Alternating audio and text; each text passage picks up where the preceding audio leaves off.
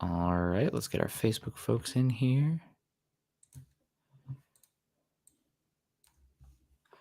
And boom, boom. Welcome in. It is Thursday morning, right on the dot, 7:30 a.m. on the middle of September, September 15th.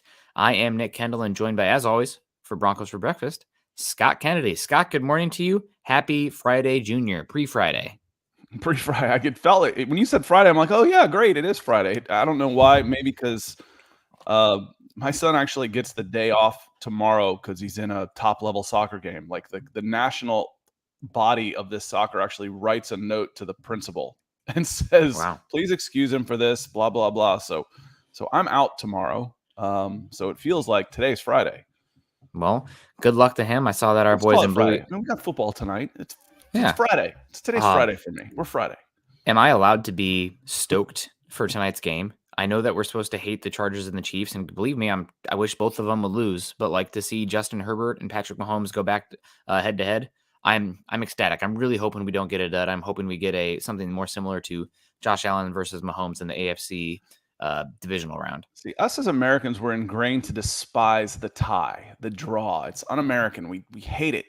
But whenever you're watching a team, you're like, man, I wish both of these SOBs could lose. Yeah. That's what a draw is. Yeah.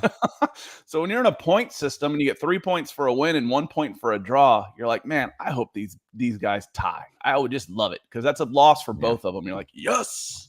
Yep. So it's good for the neutral if it's bad for the fans. And so, yeah, you're allowed to root for bad football. I'm like, I don't really want either of these teams to look great. I want them both to look terrible and have like a 9-7 win, a 9-6 win with a missed extra point. Yeah, I guess, Scott, let's get into this real quick. I know we got some people in the chats piling in, so we'll let them kind of breathe a bit. But in your opinion, what should be the rooting interest for the Broncos? Should it be for the tie, or is there one way that leans better than the other? Because it seems like the national media right now, if they could give the AFC West to the Chiefs and the Chargers and like throw the Broncos and the Raiders in the trash, they would. But what would be the best rooting interest in your opinion for this game?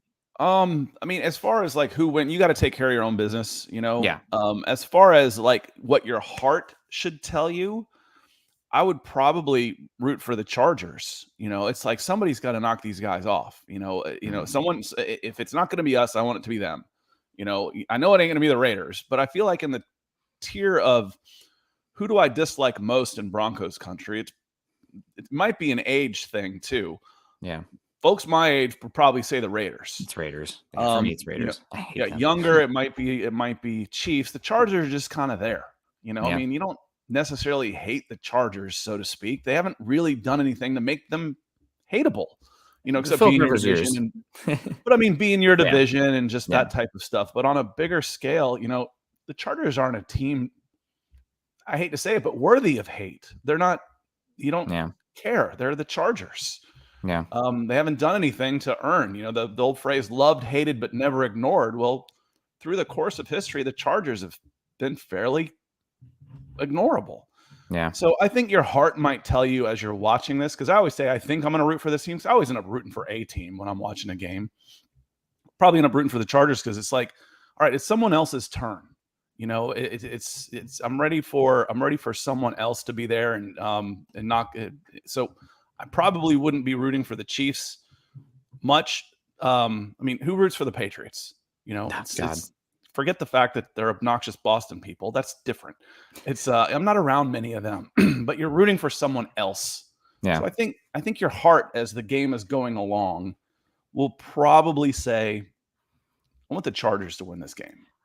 Yeah, I think that's probably the way to money on it to have fantasy football, which most people do, and that's how they're going to root. Yeah, that's correct as well. I think that also, just talking about who to root for tonight in the epic game, hopefully epic game, that'll be week 2, Chargers at Chiefs. The Broncos play the Chargers week 18.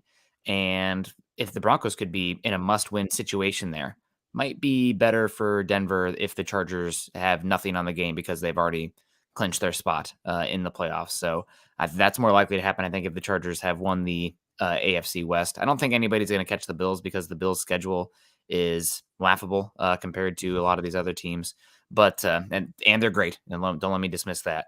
but I think that's probably the way to go. We got Andrew Lampy coming in here saying, top of the morning. Hope everyone has the best day possible. Andrew, I love the positive energy coming in here. Needed it after a disappointing week 1 loss. But we appreciate you so much with the stars and coming in and supporting us. You know who also is supporting us? Manscaped. Football is back, baby. We're back to see Russell Wilson sling his big, beautiful balls all over the field, and your friends at Manscaped are here to help you sling your beautiful balls around all season long. With Manscaped's state-of-the-art technology, we'll have your weapon looking more loaded than the entire AFC West. Football may be rough, but your ball care doesn't have to be with Manscaped.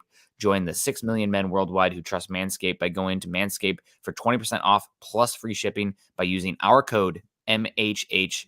Meet the best valued bundle yet for the Manscaped Pocket Rockets, the Platinum Package at quarterback, the Lawnmower 4.0 trimmer, a Wiley Vet. Make sure that your unit is running smooth and scoring nonstop. With proprietary advanced skin-safe technology, the Lawnmower limits mistakes and protects the ball. Plus, it's waterproof, so the weather conditions are no issue. And at running back, we have the Weed Whacker ear and nose hair trimmer built to bust through the right holes. A hairless nostril will help keep your nose reaching the end zone. And I always like to talk about it's not the most advanced technological piece of tech that Manscaped has, but the crop mop.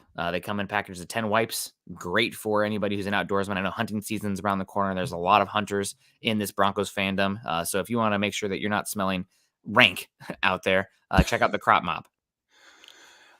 This has got to be a Super Bowl winning roster, but don't take our word for it. Go to manscaped.com and get 20% off and free shipping code with the code MHH. That's 20% off with free shipping at manscaped.com when you use code MHH.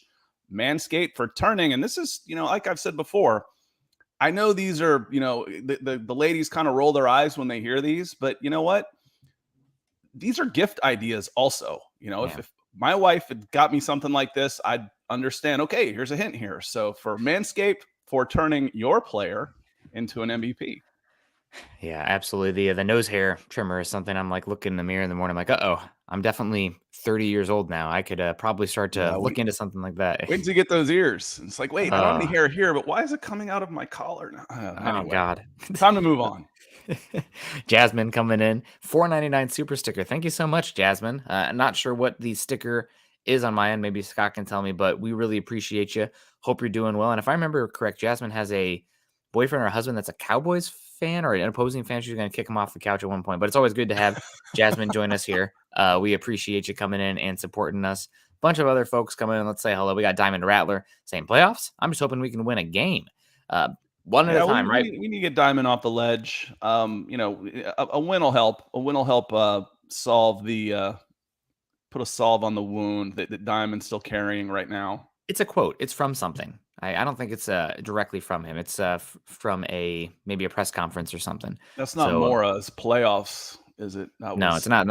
Not Mora. You have to let us know, Diamond.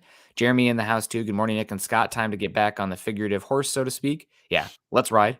Absolutely. Colin Woods in here too, saying longest field goal ever made at Lumina's 58 yards, but we tried one for 61. I think it was the longest one Brandon McManus ever made was 61. This was never a smart decision. End of the conversation. I don't disagree with you.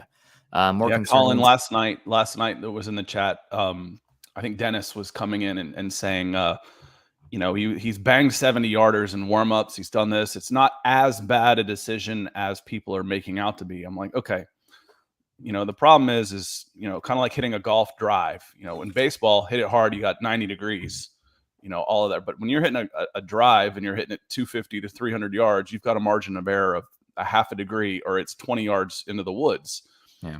So the farther out you are, the more perfect you have to be. So you not only have to kill the ball 65 yards, you have to kill it perfectly. Yeah. So the degree, as he said, I just don't think it was as bad a decision as people are making out. That's fine. The degree of the bad decision that you might have thought it was is to your own subjectivity. Yeah. Doesn't change the fact it was a bad decision. Not one that I would have made. I'll never forget sitting there. I think I'm being punked right now in the stands. Like the clock must be wrong. There must only be 5 seconds left and they can't do anything else. As they run it down, I figured it out. I'm like, oh my God, they're kicking a field. They're like intentionally kicking the field goal here. There's 50 seconds. I'm like, okay, get up there. We speaking of horses and beating the Yeah. dead ones. Yes, Yeah. it was a bad decision. Yeah, exactly. Colin Wood also say more concerning, same old lack of pass rush for most of the game, same old inability to cover tight ends, and of course, some old red zone incompetence. And before I get lack of awareness of the play clock causing delay of game penalties and ineffective plays. I'm going to take a little bit of, I'm going to disagree a bit, Colin. I know that you're a little bit of doom and gloom. I'm going to pull you back up. I thought the pass rush was pretty darn good overall, and there is data to suggest as such. The Broncos, especially in the second half, they were racketing up the pressures. In spite of the Seahawks having a very limited number of plays in that half because the Broncos were driving 0 for 3 in the red zone in the second half, but I digress. But I think that a lot of the lack of pass rush came from just how passive and conservative the coverage was. Geno Smith ended with the lowest yards per attempt of any quarterback in football this week and one of the shortest time from snap to throw in the NFL. He was getting rid of the ball. They were playing uber conservative. It worked. It wouldn't have worked if the Broncos didn't have some communication breakdowns in the back end and some touchdowns leaking out to the tight end position. But I think the pass rush was actually pretty good, and I'm hoping that we get to see it with a lead this week against the Texans because, man, Bradley Chubb looked good, Randy Gregory looked good, Baron Browning I thought looked okay as well. I'm excited to see what those guys can do. You held him to 17 points, shut him out in the first half, and if Alex Singleton makes the play that he was set up to make on the first drive, it's 0-0 and you're getting the ball back instead of 7-0, and all the momentum in the world is now going in favor of the Seahawks. And that was on a blitz. So, again, I don't have a ton of issues with the way the defense played on the whole. Again, as far not necessarily, let me rephrase. That's a misplay. Execution. It was the execution. I don't have a lot of issues with how the defense was called. Yeah. Overall, I thought they still played okay. A soft personal foul against Bradley Chubb, a missed sack that would have ended a drive instead turns into a touchdown. A personal foul on Kareem Jackson. Those are 3 big plays. Those are all in the first half when they got all their points. That stuff got fixed in the second half. So overall, I would probably give Evero and the defense a C+B at the worst. Yeah, I mean they gave up like 24 yards in the second half. Now, granted, the Broncos were driving the ball. It comes down to finishing plays. I think the red zone offense is honestly my biggest concern and takeaway coming out of this. But besides the injuries, which we'll get into. Kevin Gray, good morning, Broncos country. Ready to listen to the hardest working MHI. Scott and Nick, the best. Let's ride. Thank you so much, Kevin. We appreciate that. Albert Knopper is coming in saying good morning, fellows, and Broncos country.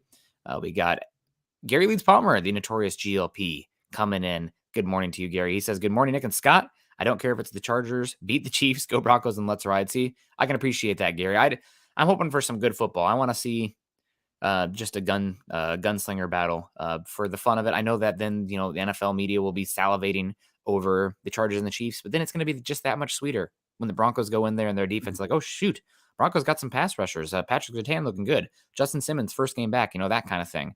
So I'm hoping for a good game. And then when the Broncos beat them, it's kind of nice, though. One of the things I do appreciate about football is the small market teams can still get big market pub based on their star power players, the Packers, the Chiefs.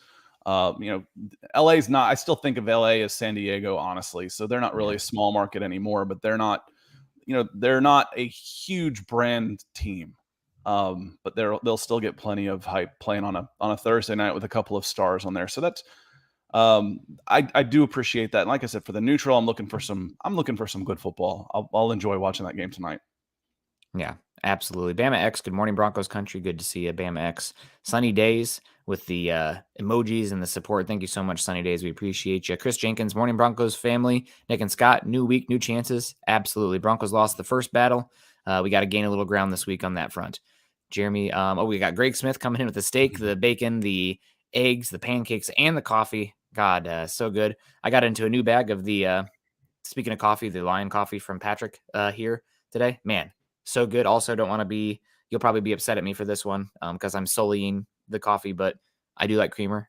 I'm a dairy guy. And put A1 on a steak, man. I know. I do it without it sometimes, especially in the backcountry, but little pumpkin creamer in there. Oh, it's fall, y'all. So good. I'm basic. Just call me basic. Real quick, Nick, before we move on.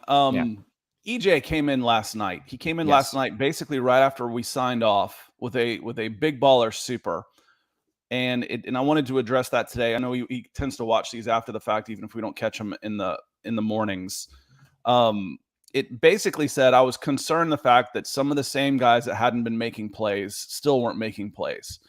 And I thought at that, my immediate reaction was no. I mean, Jerry Jeudy has been kind of a player that you're not expecting to make plays, and he did. He had a great game. Bradley Chubb, 2 sacks. Those are 2 of the main culprits. But one of my immediate takes after the game, one of my gut reactions was like some of the stereotypes that we think about with this team. Melvin Gordon fumbled.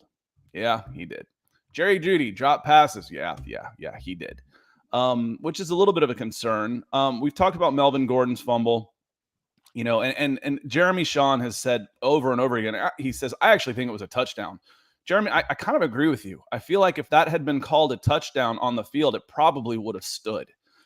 He's reaching in. He still has control of it. The ball's moving. Of course the ball's moving, you moron. He's extending the ball out. It's moving. Yeah. So, I think that was close. But some of that I get where he's coming from on that. But I thought some of the guys that we have big concerns over, big questions over, that we've said, okay, this is their year. Jerry Jeudy and Bradley Chubb, I thought had good games, and I was pleased to see that. But EJ, want to say thank you for the support of all the shows we do. It's a huge help to us, so appreciate you. Yeah, thank you so much, EJ. Big time coming in there late for us. Hopefully, we'll see you around again. Jetty Splash coming to the $5 saying, good morning, everyone. Defense kept us in the game again. I mean, the defense kind of made it so the Broncos were never really in the driver's seat in the first half as well, giving up 2 breakdowns and all the missed tackles and the penalties as well. So first half, the offense wasn't very good. The first half, the defense was bad. The offense kind of up and down the whole game, honestly. Defense was great in the second half. I wouldn't say they totally kept us in the game, though. So hopefully it'll look better this week. And they got some things to work on, but a little bit worried about losing the brains and the heart of the defense as well in Justin Simmons. But we'll get into that. Glenn Harris saying he wants the Chargers to win too. We also got Mark Schrader in the house. Mark, I think his surgery is today. It's tomorrow. Okay. Mm-hmm. Man, all the good vibes in the world. Broncos country, make sure you drop a good vibes in the chat for Mark, who's having surgery tomorrow. We really love Mark, a big supporter of the shows and a great guy as well. So Mark, hopefully everything, I know everything's going to go well, and not put any question in that, but we'll be thinking about you today and tomorrow.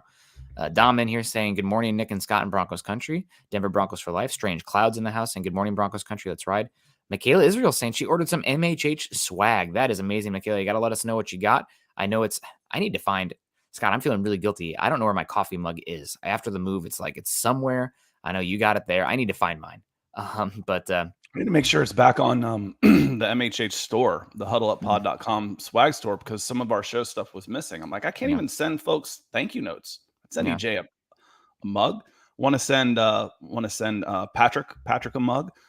All y'all need to get GLP a mug. Do all those kind of things. Yeah, absolutely. We got Ashish coming in here saying, I've only known football for the past 5 or 6 years. Man, Ashish, hopefully you know some Broncos highlights before that, because that is the dark times. That's the rise of Sauron, if you will. I'm watching the Rings of Power. I know very well that there has been only a few successful field goals from 60-plus yards to win the game. I'm still thinking how our head coach thought it was our plan to get halfway down the field and then get a win from there. Doesn't have assistants and analytic guys help him during the game. I mean, the media pressed him on it. He said that was their plan. I don't know. That's we need to get to the next level of Bloom's taxonomy here of okay, why was that your plan? What is the actual concrete data and thought process that goes into that, other than your kicker saying, I can make it from there? Because guess what? That guy will say he can make it from 70 yards. Wasn't there a quote out there that he was actually a little surprised that he was being put out there at the time? Someone said that, and I didn't know if that was true or not. So I thought there was more of a quote from Russell Wilson being surprised that he was being pulled on that one, but I digress on that. I'm not sure, but either way, it's 4th and 5. I don't think anybody expected the field goal unit to go out there with a minute on the clock or so. It just, I already said we were going to stop talking about this, but this one's going to stick around a while. Until the Broncos win, unfortunately, until the Broncos win. This one's going to hang around a while. Yeah. Keep it real, Denver. We got to let that go now. See, there we go. The world knows we shouldn't have went for the kick and beat the Texans. Yeah, we got to beat the Texans now. Absolutely. We also got Nigel Watts coming in here saying, since calming down after the loss, I actually looked at the overall game and it was a slow start. But if you take the fumbles out, we would have won 30-17. Completely different outlook. Now, if we had won, and we would not have been in a position to kick the long range field goal. I mean, there's so many. It's a game of inches. If Eric Tomlinson's feet were, half a size smaller, that's a touchdown. If Cortland If their Sutton safety comes down with the ball over the shoulder in the end zone, you're not in the red zone anymore. yeah, Which may have ended. But, there were plays on both sides of the ball. There are ifs, but on the whole, Denver outplayed Seattle without a doubt. Just look at the numbers, but the turnovers, and again, Luke was pretty harsh on both running backs yesterday. And if I'm going to physical mistakes for the most part at this level is a little different, but I want to try and overlook, okay, you got rocked in the backfield just as you're getting the ball and you fumbled.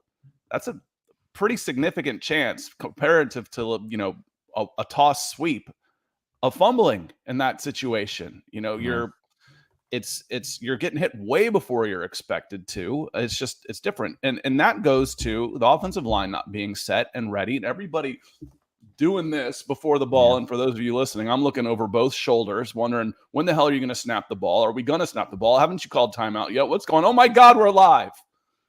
It was just so discombobulated that no, I'm not surprised it ended in disaster for Javonte Williams. Getting that ball in, getting set, again, the biggest concern for me, we've all come up with something different. The biggest one for me was continually snapping the ball as the clock was hitting 0. That was a problem. Game of inches, and the Broncos let that one get away. It's unfortunate, but again, that's one they should have won. I think they're going to probably take it out on the Texans. Mike Woodward coming in saying, morning, everyone. Colin also, man, Colin's down in the dump saying, what have we been hearing for years? We're just a quarterback away. Broncos have a quarterback now. Now, what degree of greatness is he going to be? We'll see in Denver. But that was a game where the Broncos outplayed them. But it's in the NFL. This isn't college football with, I guess we'll use Alabama playing, freaking Florida Coastal or something. I don't know. Coastal Carolina's fine. I don't want to disparage any. Some of the fine teams here, but that's not Alabama. I usually say like West Texas, Alamany State. Yeah, something like that. School for the blind. It's not one where you can make that many self-inflicted errors and win the football game, especially when the conditions and all the extra factors outside of the football game itself were stacked up against Denver. I mean, it's a rough situation, and you made way too many mistakes, and the Seahawks made less. Even though you're more talented, you come away with a loss. And in the NFL, the margins for errors are that tough that sometimes doesn't work out that way. So we had Mark coming in there. Good to see you, Mark. We appreciate you. Also, we got Brad D in the house saying, morning, Broncos fans. Good to see you. And we got Brett saying, 4th and 5, you do not give it to Russell Wilson. Yeah, I don't get that either. I don't know. Who knows? Aaron Dickinson saying, penalties were not Denver Bronco football. We look like the Raiders out there. Yeah, it was penalties were poor. Got to be better in that. And hopefully that is something they clean up and harp on. And that's a discipline thing.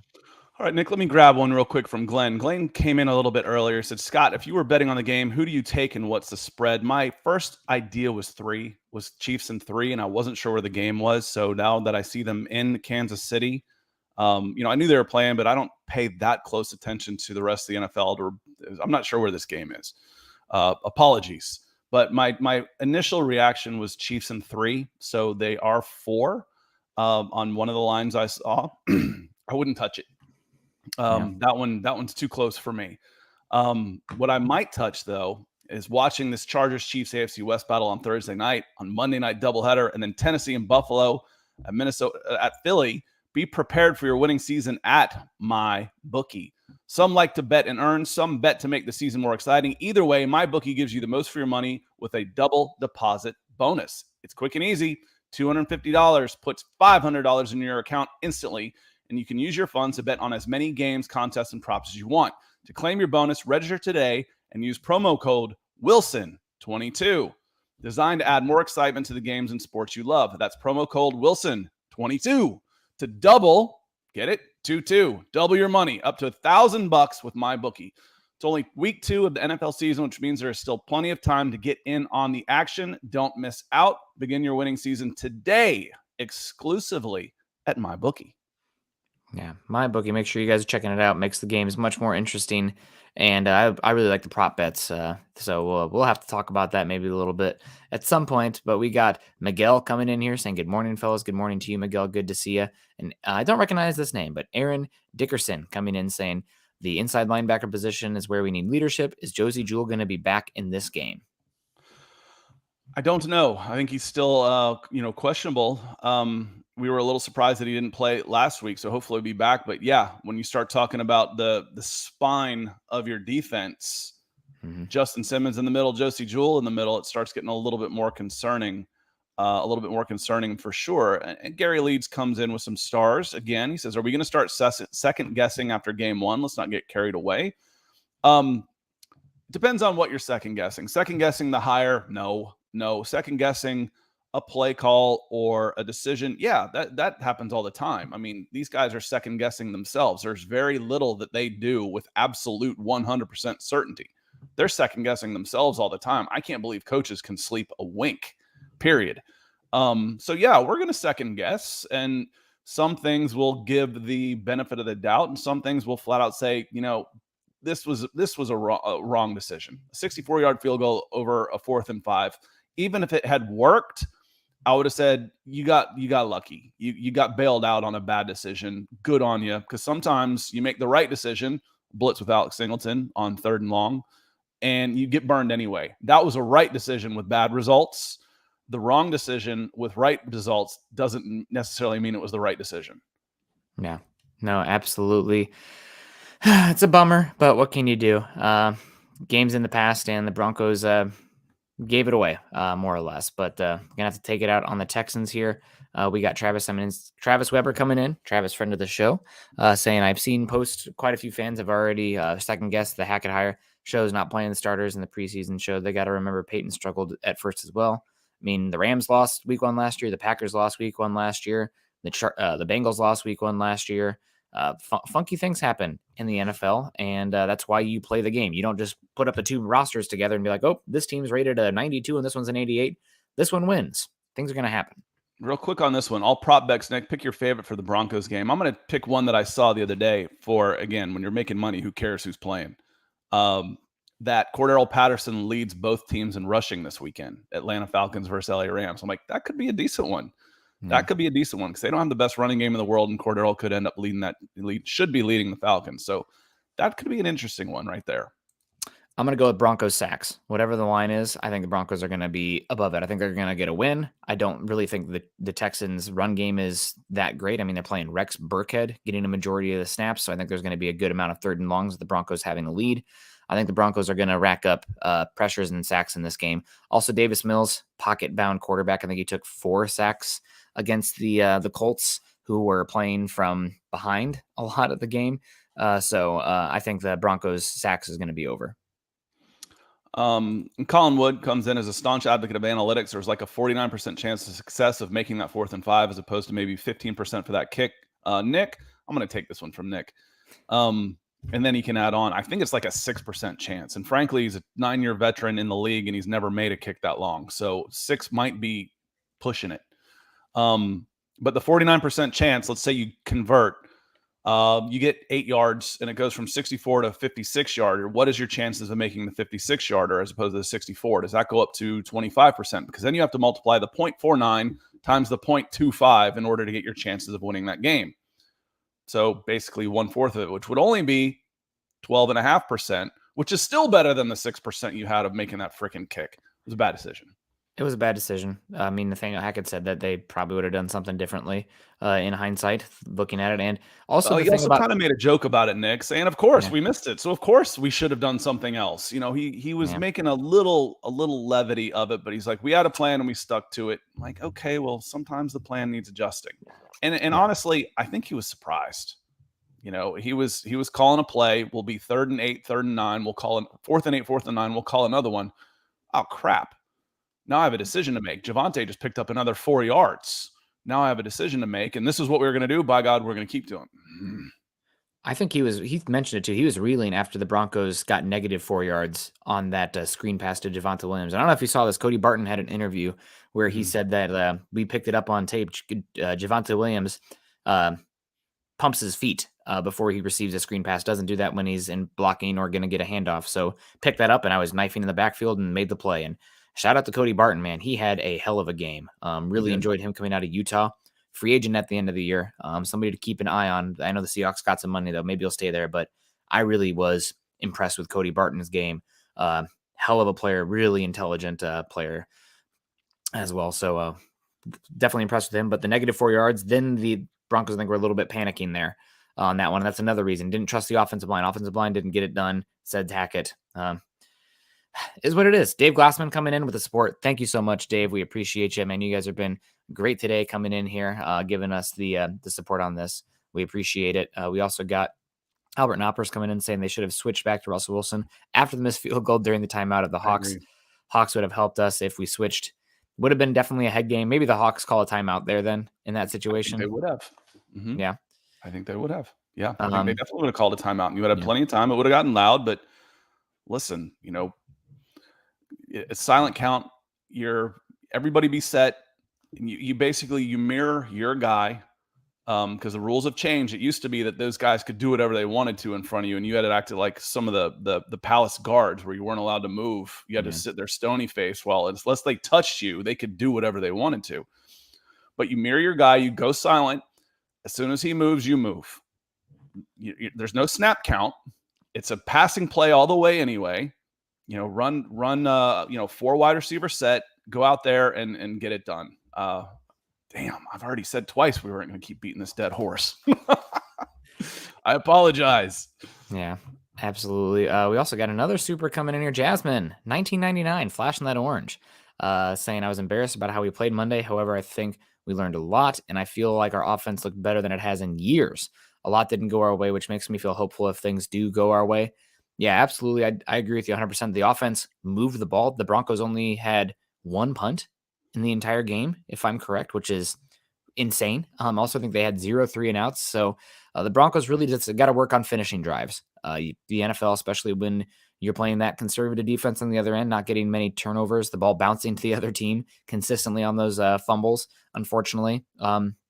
You have to come away with 7, not 0, because the Broncos came away with 0 in 2 of the red zone trips. Going 0 for 4 in the red zone is unacceptable. So they got to work on that in the execution phase. And I'm guessing the Broncos are running a lot of red zone drills this week, trying to tune some things up. And the red zone is the hardest area to call plays. The area of the field so small. You have a quarterback who was not running it there. Maybe they're protecting him. Didn't look as fast to me as they used to also. So Broncos need to tune it up, and you need to be efficient. If you get the ball all the way down there, you need to come away with 7. You definitely cannot turn the ball over 2 times like they did. Yeah, you move the ball up and down the field at will for the most part. That's encouraging. You stop them when you needed to stop them. That's encouraging. Okay, take those 2 and let's move forward. Let's clean up everything else. Going back to my last comments, Keep It Real says the silent count killed us. No, the silent count was 0 on the clock killed you. Like I said, when everybody's looking around, when's the ball coming in? I'm clapping, I'm trying to go, and there's no time on the clock. That's what killed you. That's why I was very clear coming out of a timeout. Get set, be ready. You got 20 seconds on the clock. Mirror your defensive lineman and then go. Not wait until there's 1 second on the clock and you're damn near in a delay of game penalty and those guys are pinning their ears back. Very, very different. And Bruce Deuce is right. I said Pete Carroll might have called another timeout. You can't call back-to-back timeouts in succession without another play going on there. Yeah, that's right. So you go again. Yep. So you can in college, though, because I've seen guys call 3 unless they've changed that. They may have changed that rule because guys were calling 3 consecutive timeouts for a kicker. Yeah, I think you can only do 1. At least that's what they did on Madden.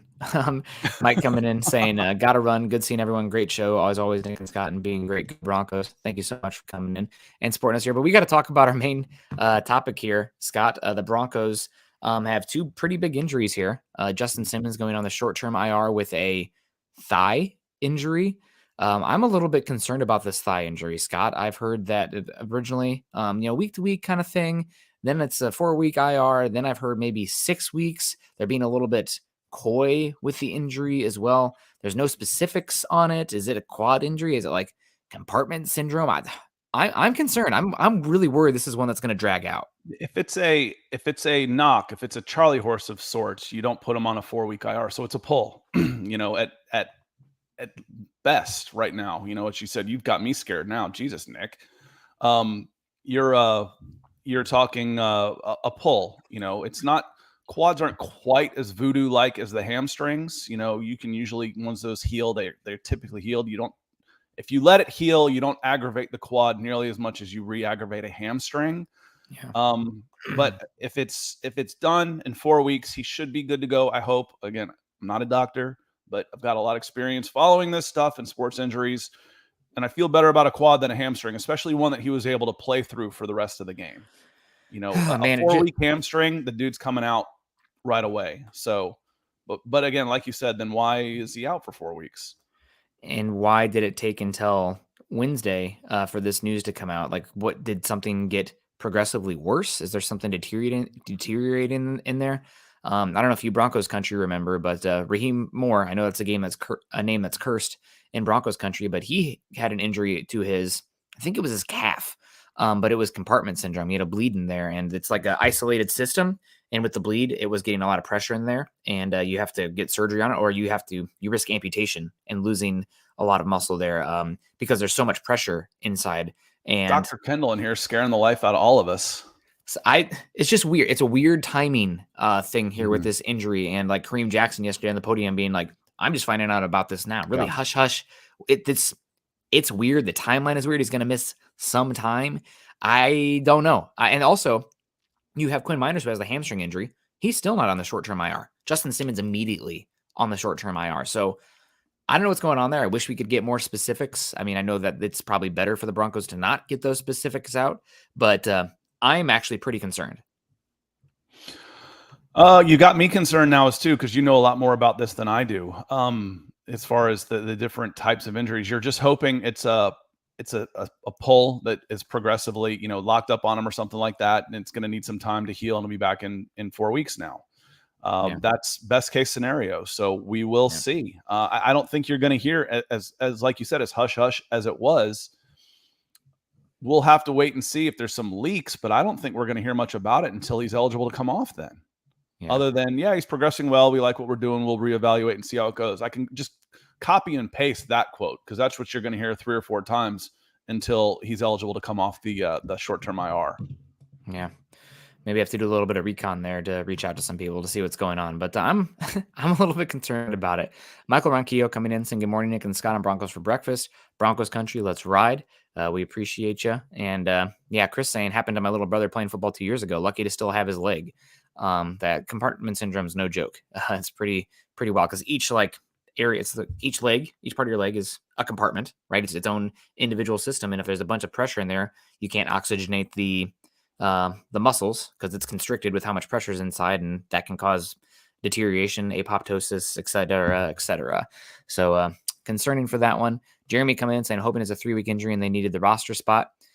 Yeah, that's definitely possible. But again, Justin Simmons immediately on the IR. Quinn Meinerz with the hamstring injury, which typically is more of an issue, not yet on the short-term IR. So we'll see how it plays out. Hamstring voodoo is kind of what I call it. Those are just strange. And you got me a little bit more worried about it too. And hopefully it's something, it's completely precautionary. It probably hurts like hell and started hurting worse, and we'll see. But like you said, that he goes out there immediately is a little bit concerning for sure.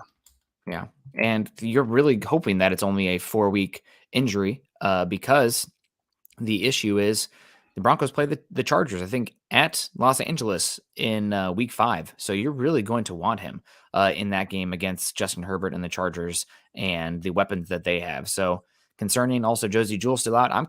I'm concerned a little bit with the backbone of this defense, with the spine of this defense up the middle of the field against O.J. Howard, who had 2 touchdowns last week, with Josie Jewell and now Justin Simmons out. Kareem Jackson did not look very good. Alex Singleton in space, not very good. Jonas Griffith giving up a few plays. So we'll see. I'm just there's a little bit of concern there with some of that area of the field.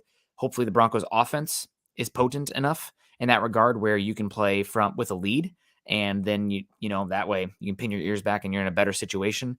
But playing from behind, playing close games, a little bit concerned. Yep. And Jeremy says it wasn't immediate. It was on Wednesday. Yes, but it was done, the hush hush factor of it, and not waiting until later in the week. So, Meinerz could still end up on something like this, I guess is what we're saying. Yeah. So yeah, I get that. So I guess we should move on more to, what do the Broncos do without him? How ready is Caden Stearns going to be? Now, Kareem Jackson was asked, and he's like, the communication really shouldn't change that much. Caden Stearns has played a lot of high-level football. I have all the confidence in the world of him. I don't expect him to say much of anything else that is good player speak, backing your players. And, these guys, Kareem's been around a long time. He knows exactly what to say. But to think that there's not a drop-off from Justin Simmons to Caden Stearns is naive. It's naive. Yeah, no, it is. It is naive. Obviously, Simmons didn't have the best game against the Seahawks, and I think he was injured maybe in the third quarter, I read. But will be a drop off. The thing that I'm looking for here in this one is how ready is Caden Stearns, and given Kareem Jackson's age, and let's just be honest, the speed and that level, can Caden Stearns do enough where maybe when Simmons comes back in an ideal world, we have some, maybe some questions about like, okay, well, we love Kareem Jackson. He's a headhunter, but do we maybe even want to consider Stearns being the starter opposite Simmons after this? And it's not as, people are like, well, Kareem Jackson is the strong safety and Simmons is the free safety, or blah, blah, blah. Broncos are playing a too high world. Your safeties are pretty much, it's like arguing your left side cornerback versus your right side cornerback. They kind of need to be able to do a little bit of both here in today's NFL. Yeah, it's not as dichotomized. You're kind of hoping that Stearns was going to be taking over for Kareem, like you're saying. That's what I'm saying. It's like, I don't mind seeing more. I mean, going into this season, we've discussed that before. Real quick, I want to say hey to Mark again on he's out. He says, take care, everyone. Hope to be back in chat soon. You'll be back in chat soon. We can't wait to hear from you again, Mark. We'll be thinking about you all weekend and look forward to seeing you again shortly. Yeah. And Jeremy says, didn't the IR announcement coincide with the signing of Anthony Harris? Wasn't Anthony Harris signed to the practice squad? So, those were somewhat unrelated. I mean, yeah, one didn't have to mean the other, because you're opening a spot on the 53, filling a spot. That didn't open a spot on the practice squad. So there was an open spot here, and now there's an open spot here. So how quickly do you fill that spot on the 53, and who is it filled by? Do you get another receiver in there? KJ Hamler was limited yesterday. Do you bring in another receiver? Do you need another receiver? You're not throwing them to him anyway. Yeah, God, the Broncos' lack of receiver depth is a little bit concerning. It's something we kind of talked about in the draft when you and I were both talking a lot of, especially me, Sky Moore, and also Christian Watson, Romeo Dubs, all those kind of guys. But Jeremy's right. No, they did open up a spot on the practice squad because Bassey was called up to the active roster. So it did create a spot there. But we'll see. We'll see how it plays out. Yep. So special teams guy, which is another concern. The special teams coverage and return game wasn't exactly it wasn't a comedy of errors. It just wasn't very effective. You probably lost 50, 60 yards in return yards net. It seemed like they were starting on the 30 and you were starting on the 15 after kickoffs. And that's not what you're looking for. No. Going into just checking out the chat real quick, and apologies to people listening on the podcast, but we'd love for you to come join us live. Also, coming in and saying, Russell Wilson's lost his quickness. He's average now. Okay, whatever. I'm watching you. Geno Smith's your daddy, 0-2 incoming. That's trash talking. Bye-bye. I'm not interested in that. It's boring.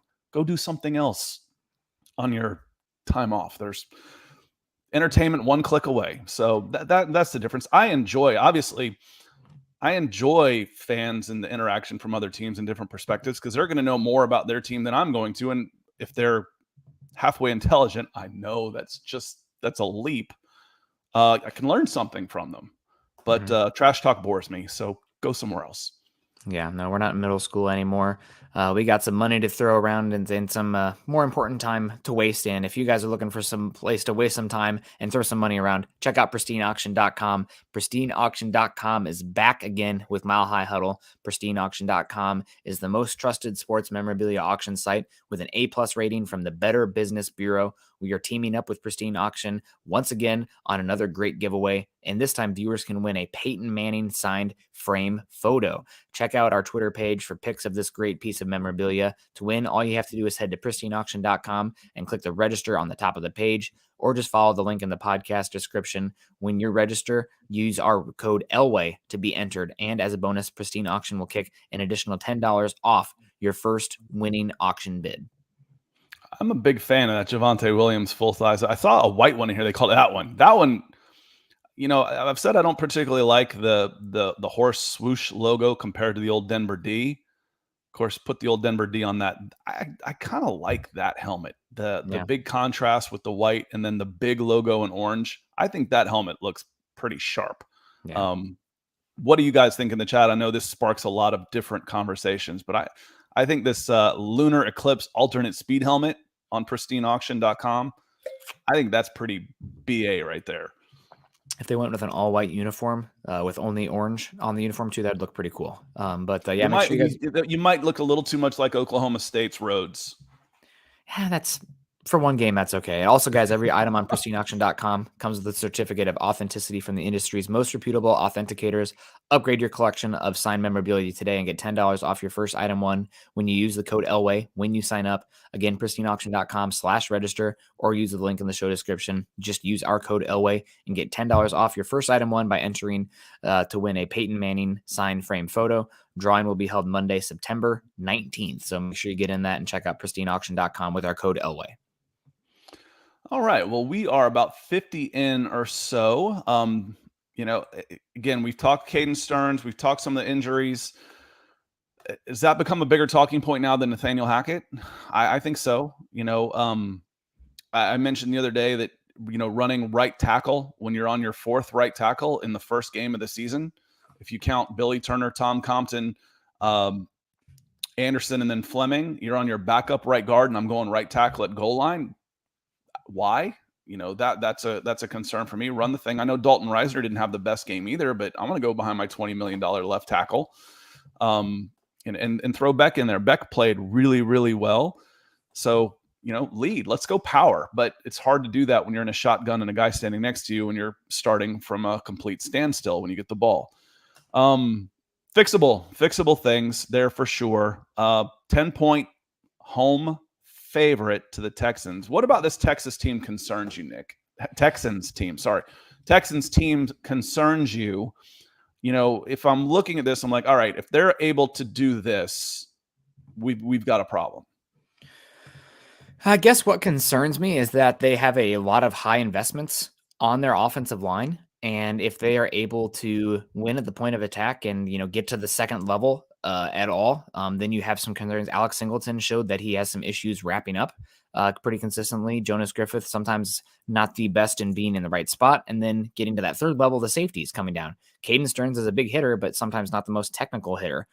So if they get to that second level, that does concern me. You got Laramie Tunsil there at left tackle, still one of the premium left tackles in football. Titus Howard, it took him a few years at right tackle there, but he's starting to get it together. And also the Texans used a first-round pick on Keon Green coming out of Texas A&M this last year. So they got 3 first-round investments on that offensive line.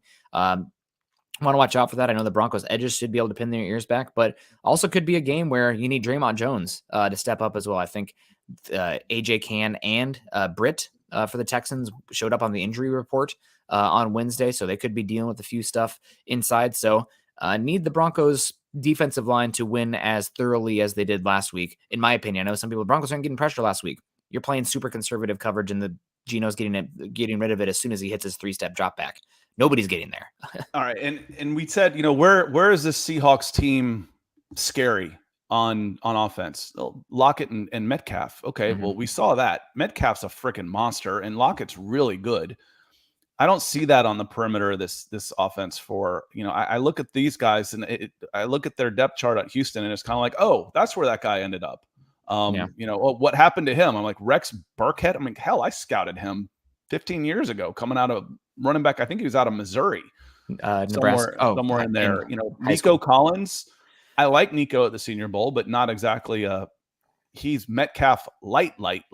You know, he doesn't have he's a bigger guy, but he doesn't have near the strength, skill, and explosiveness of there. So if we're worried on defense, I think you did a pretty good job of stopping the run when you needed to, which was a concern coming in.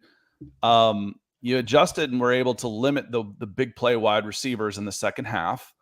That if there's a game I might not need, knock on wood, Simmons as much, I think I can man up on these guys and bring a little bit more heat. You mentioned you like the over on sacks. I think you can play more aggressively on defense. Yeah, I think you can as well. And I see Colin saying the Broncos got owned by let me pull up the stats here. So the Broncos had 17 pressures, and that is on 28 attempts. So Geno Smith, even though he was getting the ball out faster than anybody, was pressured on over half his dropbacks in the game, and that's well over average. So the stats do not agree with you on that one there, Colin. I think the pressure was getting home. Geno was getting rid of the ball. What can you do if you're playing off coverage by 8 yards? So I think the Broncos should be this one, but the Texans tackles are much better than the Seahawks rookie tackle. So that's something to watch. Hopefully the Broncos are able to pin their ears back because they get a lead and the offense is humming. The other big thing I'm watching for here is just, clean it up. And that's on both sides of the ball. It's an easy one, but from the communication on the back end, it's going to be harder with Jewel and Josie probably out. Simmons definitely out. Luckily, it's a home game, so it's going to be easier to communicate for the offense. But the defense, concerned about that, getting the play in on time. If you are every single time getting up to the line of scrimmage and waiting until 0.05 seconds to snap the ball, guess what happens?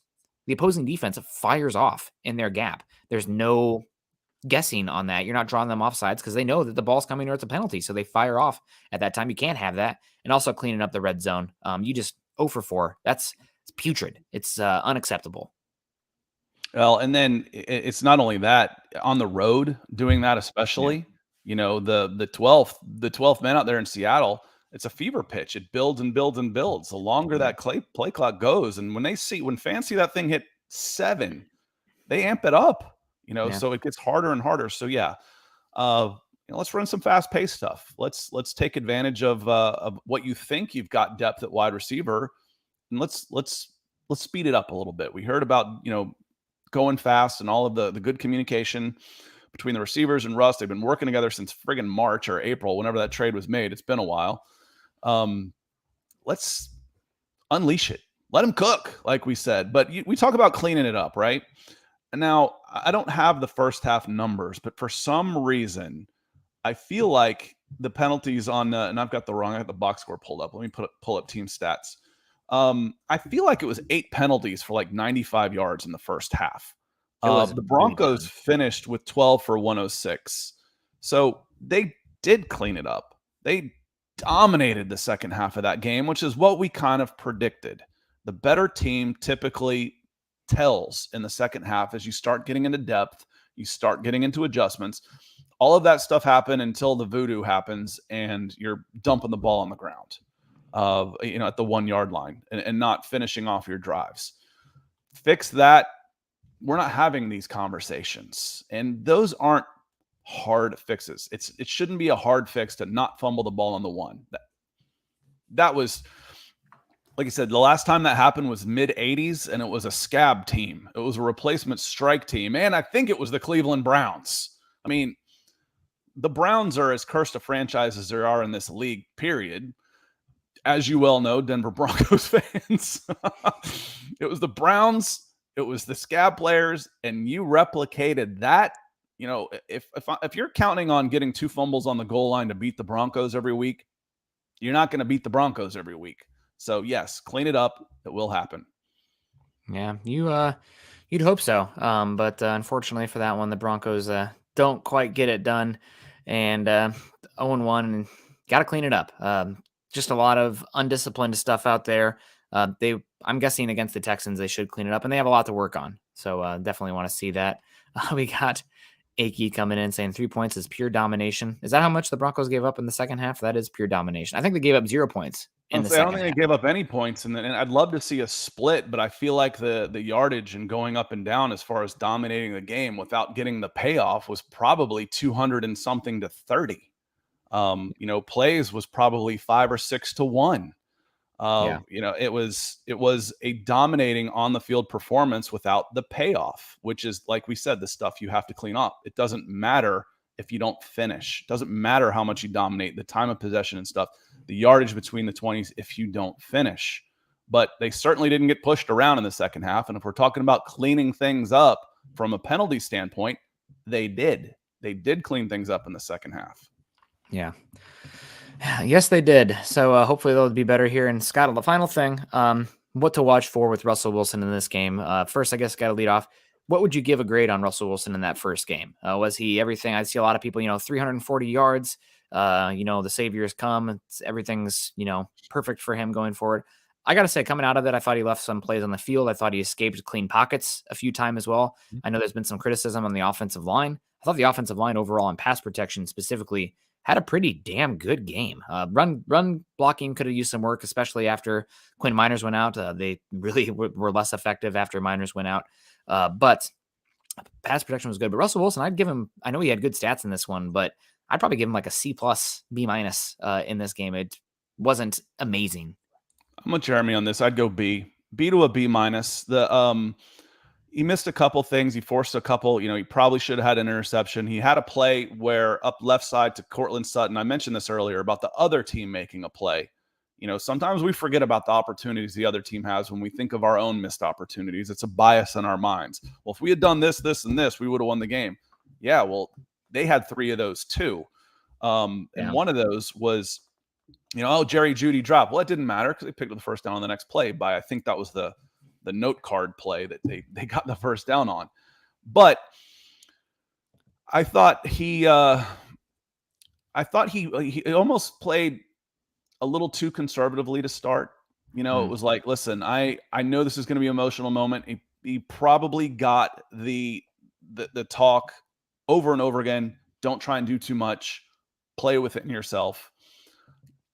Let them take what is given to you. And they did for the most part, but I thought he missed some opportunities. And the clock management for me was the big one. If that was a premeditated plan to run it down to 1 every time, it's a bad plan. That was, if it's okay, I'm trying to change plays or I'm trying to audible and stuff, you got to do that stuff faster, or you got to just go with the play that came in. So I would probably knock him the most for the clock management of this team, which hopefully should improve considering this was your first start. This is your first live bullet action with this team and this offensive coordinator and everything. It was all brand new. Yeah, no, absolutely. It's definitely, it was a good game. I know the stats were big, but he was not the most effective quarterback in the world in this game. Unfortunately, I'm going to share this here real quick. I keep trying to find the heat chart. I saw it once and I cannot find it, but here's some more data for Russell Wilson in this game. I can zoom in a bit too, if that helps. I think that's super. Unless you're watching on your phone, you can see that pretty easily. But yeah, Russell Wilson this week, this is attempts, on target throws, and on target percent. While Russell Wilson got some plays on some big chunk yards, his on target rate was 23rd in the league this week at just 62%. Only 26 of his 42 pass attempts were on target. And also the heat map, once again, while he was using his tight ends and his running backs, the middle of the field in that like 5 to 15 yard area was, I think he only had 1 completion or 1 attempt in that area the whole game. So I know there's been a lot of talk about, Russell Wilson's really trying to work that middle of the field. This game, and granted to Russell Wilson, they're trying to figure out what works for him. He wasn't just living on the deep balls. They had a lot of passes behind the line of scrimmage or within 0 to 5 yards out, but there's still a huge area of the field that is not being utilized with Russell Wilson in this one game. And I'd like to see a little more crossing routes. It's fine. If you don't want to work the perimeter with your wide receivers, you shouldn't go 25 minutes before your first target to a wide receiver. We've talked these guys up and you saw what happens. The very first target, it's not going to always be that easy, but the very first target to a wide receiver was a touchdown. And then as you started making plays down the left side to Courtland Sutton, it was either a catch or an interference. You use these guys. So again, I still feel like he probably had it banged into his head over and over and over and over again. Take what they give you. Don't try and do too much. I know this is emotional. All right, let's get that one out of the way and let's play some football now. Yeah. So we'll see how it plays out this week. The Broncos obviously getting Texans in their home opener. Broncos should have beaten the Seahawks, more talented team than the Seahawks, but they let that one get away. They cannot do that this week in the NFL. Obviously, if they get behind 0-2 in this division, you forget the AFC West. Your chances of playoffs are probably dropped down to about 10%. So I don't want to say it's a must-win game, but it does seem like it's a must-win game for the Broncos this early, as crazy as it sounds. So take care of business and hopefully be better. Not having Quinn Meinerz is going to hurt. Probably your best player on the offensive line right now, which is crazy to say, but what a great draft pick and what a good player for the Broncos in that one. And also Justin Simmons, probably your best player on the defense. Maybe not your most valuable player on the defense, but considering he's playing the safety spot, you're going to miss him. We'll see what Caden Stearns does. We'll see if PJ Lockett's out there. But any final thoughts that we now cross the 1 hour mark before we wrap it on up here, Scott? No, just a reminder, hit the Mile High Huddle pod guys tonight, 6:00, 6:15 on these channels. Chad will be back. It'll be Chad and Zach again as they're tuning in, and we're not simulcasting, but dual screening a little football tonight, and then Thomas in the morning on Friday morning for be nice because he's going to be by himself. He ran the show by himself last week for the most part, but this time I'm really not going to be there. So be nice. Check out Thomas and his thoughts on this. His show is getting better and better every week. Yeah, absolutely. And also I found this. So sorry, I know we're already at an hour, but I found one of the spray charts here for Russell Wilson in this game from Josh Norris. I knew it was somewhere. So I don't know. Let me know if you guys can see that. I can zoom in a bit too. But again, all this talk about the middle of the field with Russell Wilson. Josh Norris here, good follow on Twitter. Russell Wilson, Seahawk in 2021 versus Russell Wilson as a Bronco in 2022. The offense is the offense. Hackett, whoever's the offensive coordinator, the areas of the field are pretty much the same. And as you can see, I mean, it really just is. It's an interesting strategy to follow here. Really, a lot of deep balls, shots on the left side, made that one touchdown, but a lot of inaccuracy there. Deep left. A couple of those X's were pass interference calls too. Tack on another 60 yards in offense right there, and for those as well. I don't think the X's actually in this one they do not tabulate because they're not considered an attempt. But they're certainly not big. They're not big green completions either. No, and no, those, what did they have in penalties? Because a couple of those were big penalties going up left to Cortland Sutton. Yeah. Yeah, but again, you just see especially on this one here, the large volume of plays that are, right over the short middle of the field, the little turnaround hitch routes, and then just pelting snaps. This is the reason Javonte Williams had the second most receptions in the league this week, behind the line of scrimmage or right at the line of scrimmage. So going to see how this Broncos offense evolves. I don't know how sustainable this passing spread is for a potent offense in the NFL this year, but we'll see. We'll see. One of my final thoughts is I'd like to see one of your scattier type backs getting those screen passes types out in space. I like it's actually a fairly tough throw, but it's almost like a toss sweep where you send the back out and you lead him and he gets it running forward. That's where I want Javonte. But a lot of these stop screen pass where your back's to the defense, you catch and turn and go. I'd rather see a Gordon Boone type doing those. And I want Javonte Williams running downhill. Again, he had 3 carries for 33 yards and he finished with 7 carries. I know he had 11 catches, but that's different. You're gashing those guys with the running game and he finishes with 7. That's inexplicable to me. I mean, you can explain it. Doesn't mean I'll agree. Yeah. We'll see how it plays out. Just something to watch going forward here with this offense and Russell Wilson, considering all the talk of, going to be the perfect meshing of Hackett and Russell Wilson this season. See how it plays out. And we got PJ Allen coming in saying, let's ride with the rugby football icon there. I believe just had to tease you seeing that one come in. Kevin Gray saying, great show. Michael saying, great show as well. Chris Jenkins, go Hawkeyes, Chris. We love you. Saying, have a great day. Broncos family had to razz you a bit there. Bama X, great show. Brad coming in here. Thanks, guys. And everybody else coming in, supporting us as well. We appreciate you. Thanks for joining us today. Make sure you're following Scott and I on Twitter. Scott is at Scout Kennedy on Twitter. I'm at Nick Kendell MHH. Also follow us at BFB_pod. And of course, at Mile High Huddle, the mothership account there. Make sure you're following us at Facebook.com/Mile High Huddle and Facebook.com/Mile High Huddle pod. If you want to check out some of the swag, like I think it was Michaela, who got some as well Mhm. early in the show, saying she got some MHH gear. Awesome. Check it out at huddleuppod.com. And as the ticker says underneath there, make sure you guys are liking, subscribing, and sharing over on YouTube. Want to give a shout out to pristineauction.com, Manscaped, and oh my gosh, I keep forgetting our other sponsor, MyBookie, as well, for the support in the show. We appreciate them. Make sure you guys are supporting us by checking those out and using our promo codes there. And we will see you all next. Well, maybe myself see you next Monday, but we'll see you all soon. We appreciate you guys. Have a good one. Choose compassion, choose kindness. Have a great weekend. Go Broncos.